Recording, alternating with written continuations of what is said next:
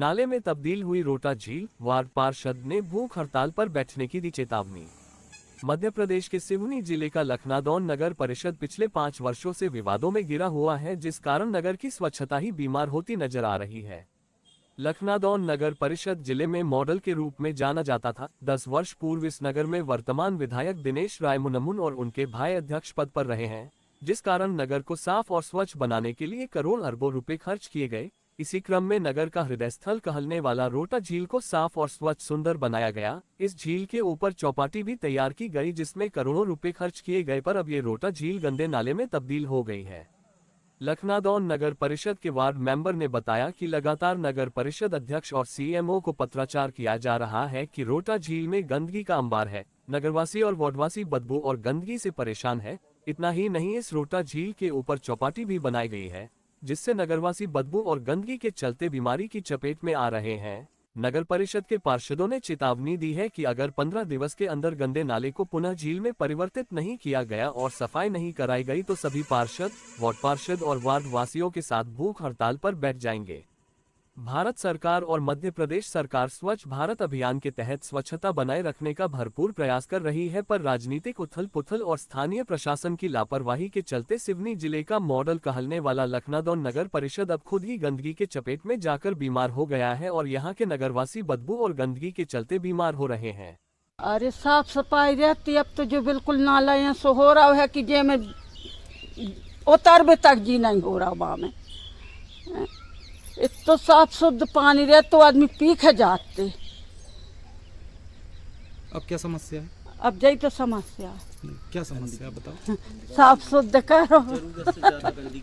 समस्या है, गंदा पानी भरा है नाले में तो बहुत दिक्कत हो रही है। मच्छर भी बहुत अंदर जाते हैं, शाम को बहुत बास करता है, बहुत बदबू मारता है, तो ये पानी को भी निकाला जाए। बहुत गंदगी हो रही नाले में, बहुत दिक्कत हो रही मोहल्ले में। वजह से आपको कोई समस्या हो रही घर परिवारों में? बीमारियां हो रही हैं, बच्चे भी परेशान हो रहे हैं, हम लोग सब परेशान हो रहे हैं। शाम को हवा जाती है, ऐसी इस तरह की हवा चलती तो खाना नहीं खा सकते, हम लोग भोजन नहीं कर सकते, इतनी गंदगी हो रही है। आप लोग क्या चाहते हो, उसमें क्या होना चाहिए? हम लोग चाहते हैं कि इसकी साफ सफाई होना चाहिए और ये पानी निकलना चाहिए गंदा वाला बाहर, और अच्छा बनना चाहिए, साफ सुथरा। यहाँ जाली लगना चाहिए, अच्छी वो बनना चाहिए आजू बाजू, ये चाहते हैं हम। रोटा झील के बस जस्ट साइड में है। यहाँ पर हम विगत वर्षों से रहते आ रहे हैं और देखते आ रहे हैं रोटा नाला। पहले यहाँ पर बहुत साफ़ सफाई रहती थी, कुछ साल पहले इसको अच्छे से बनवाया गया, साफ़ सफाई कराई गई, लेकिन विगत 2-4 वर्षों से इसमें पूरा नाली का पानी आके मिल रहा है शहर का, जिससे पूरी यहाँ पे गंदगी का माहौल व्याप्त है। यहाँ मोहल्ले में जितने भी लोग रह रहे हैं सभी लोग यहाँ पर गंदगी से बहुत ही ज़्यादा परेशान हो गए हैं।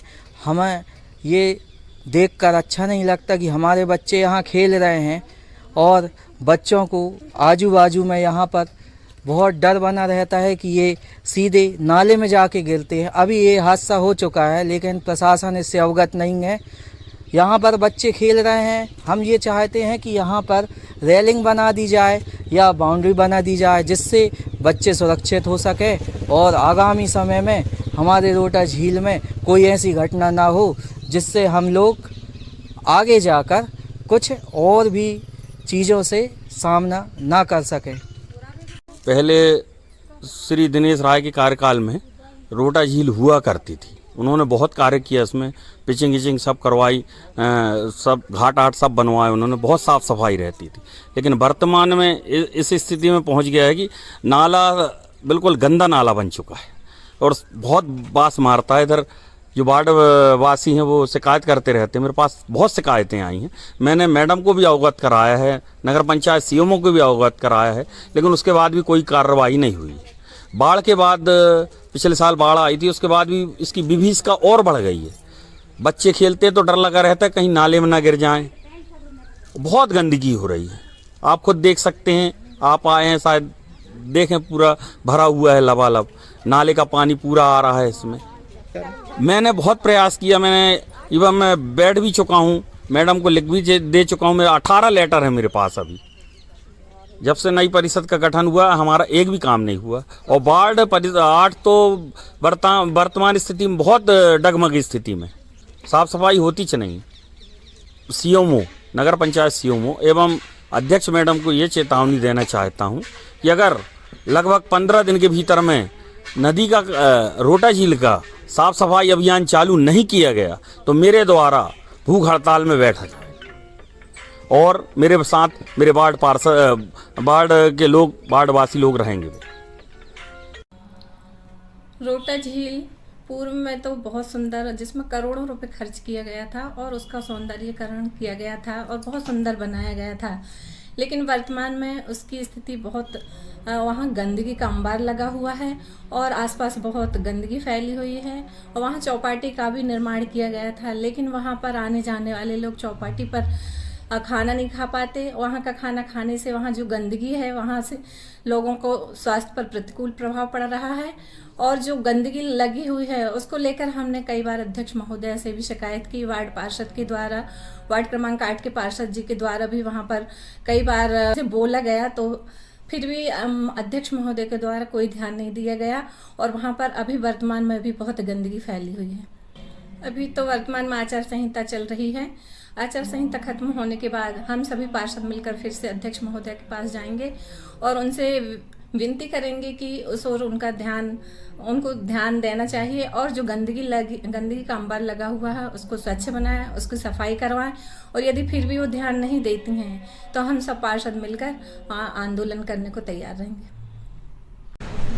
सबसे पहले तो मैं ये आपको बताना चाहूँगी कि मैं अभी मुझे आए हुए 2 महीने हुए हैं, जिसमें मेरा चुनाव प्रक्रिया चालू थी। 1 महीने उसमें मेरे निकल गए हैं और उसके बाद मेरे पूरे नगर का भ्रमण किया जाता है व्यक्तिगत रुचि लेके, और मैं सारे वार्डों में जहाँ जहाँ जो भी समस्याएं मेरे कर्मचारियों को कार्य पे लगाती जा रही हूँ। रहा आपके रोटा झील का, तो वो मेरे नॉलेज में है और मैंने उसकी सफाई का कार्य शुरू कर दिया है, लेकिन अभी समस्या ये आ रही है कि मेरी साफ सफाई में आम पब्लिक जो है उस पर ध्यान नहीं दे रही है, कचरा फैला देती है, फिर वापस वहीं गंदगी हो जाती है।